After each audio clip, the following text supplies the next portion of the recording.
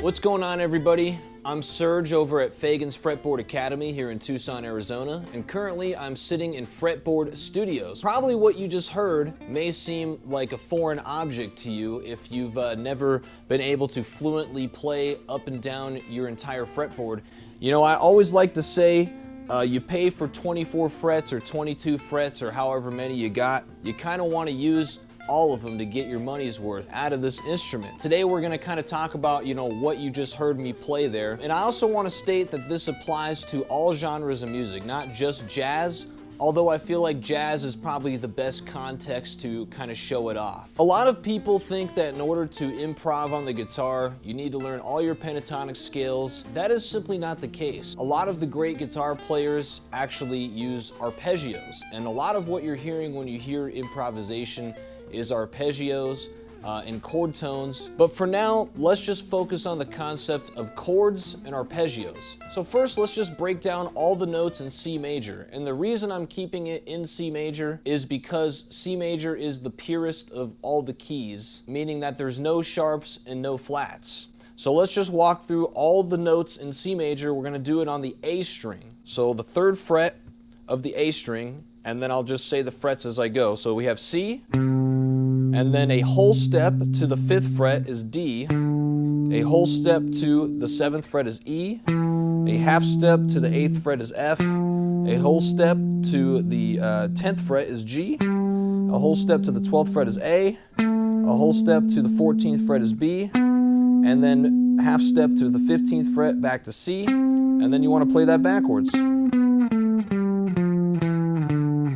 And the reason I do this on one string is so you can actually visibly see the whole steps and the half steps, okay?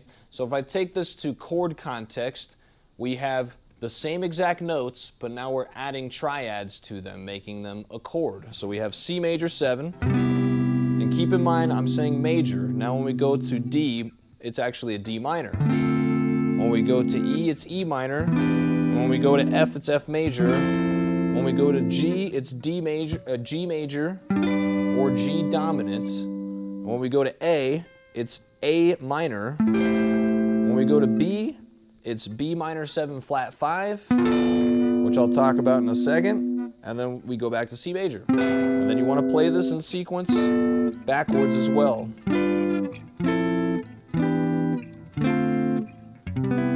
So now let me break this down even further, so you can know exactly what you're getting yourself into when I talk about this. Alright, so let's break down some chords for you guys. We're going to do this in Roman numerals, and I'll explain that in just a sec.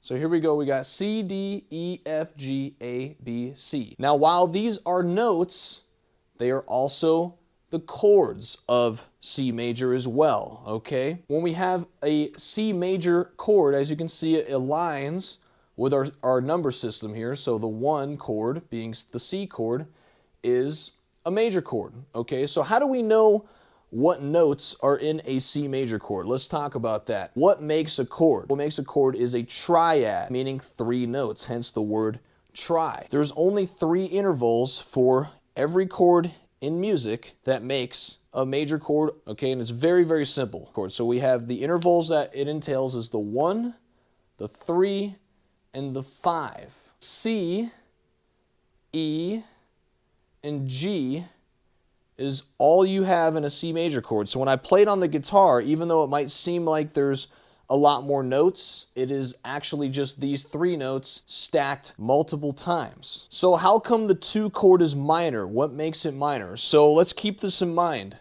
When we're in the key of C, meaning all these notes are used, okay, by default, we are just utilizing the notes that are in C major to make all of these chord shapes. The only difference is that we're starting on the next note of the scale. So when I do a D minor chord, now we're treating this as the 1, meaning the first interval for the chord shape, and we still go in thirds. We still go 1, 3, 5, but now we're starting on this note. So now we have D, F, and A. And by default, these 3 notes make a D minor chord. And now if you caught the trend of that, we do the exact same thing to make the 3 minor chord, meaning the E minor chord, which is E, G, B. this just keeps going in sequence, okay? B minor 7 flat 5 chord is, again, we just go in thirds. We go B, D, F. So if you need help making the chord shapes, go rewind the first part of this video so you can see, what I'm actually playing on the guitar itself. But keep in mind that this applies to literally all instruments, all music. It doesn't matter what instrument you do this on. It's the exact same thing. Okay, so now let's talk about the kind of the last step of this whole thing, which is arpeggios, okay? So we got the chords. Let's fill in the blank here just to make it even simpler for everybody.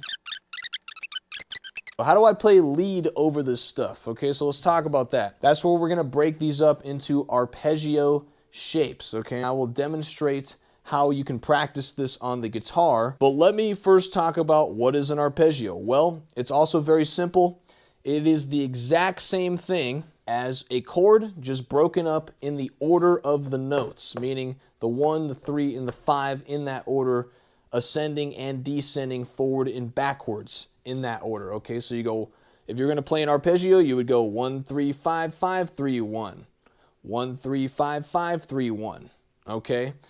Think of it as numbers. Don't get so attached to the notes. All right, now I'm gonna show you how to apply these arpeggios on the guitar. So let's just recap on the chords real quick. So we have C major 7, D minor 7, E minor 7, F major 7, G dominant 7, A minor 7, B minor 7 flat 5, C major 7, and we go back.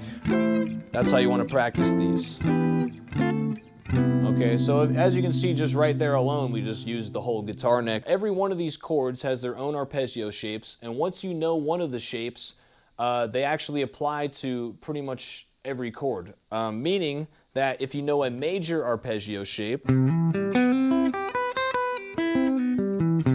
you know it anywhere on the guitar because guitar is an instrument of pattern. So I could play it in F because that's a major. Okay, but let me not get ahead of myself here. So here's C, and I'll have the tabs below. We go.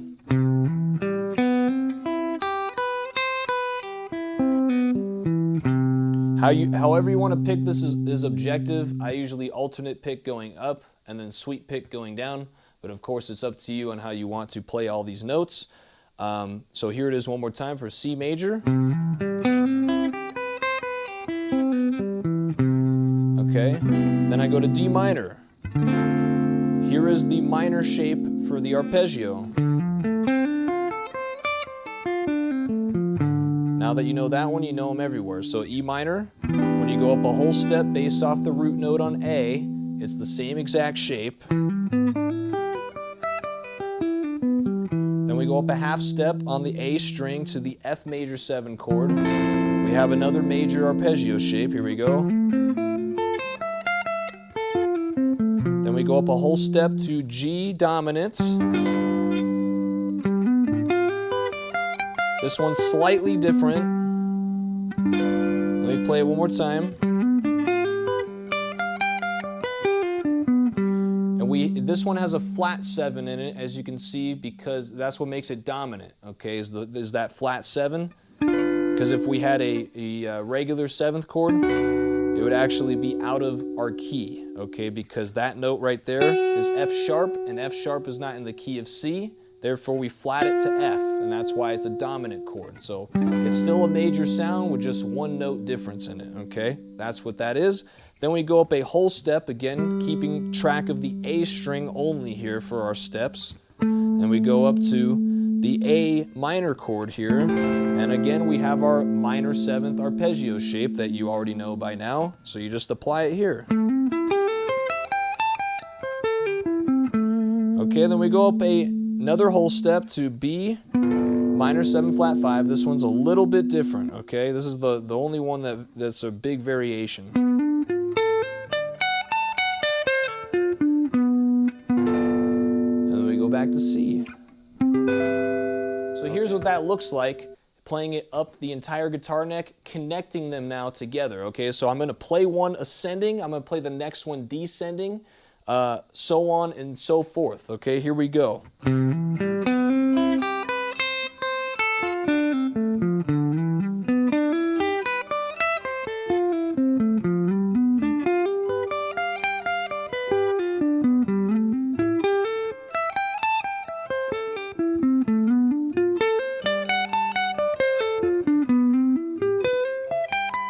Now I'm going to go backwards.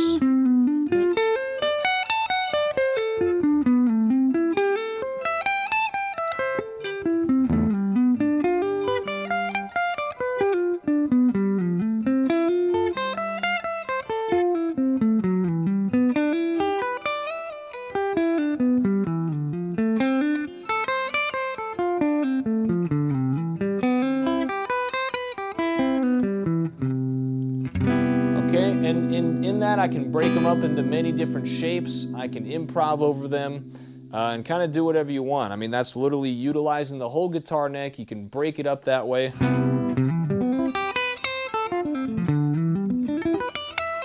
Now it's just about getting it under your fingers and really knowing it like the back of your hand.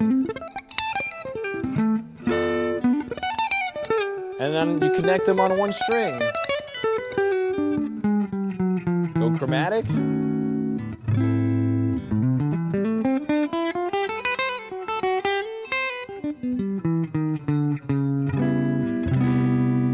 Okay, there's so many different ways you can use this to improv. It's really just about getting it under your fingers and understanding the sequence of chords.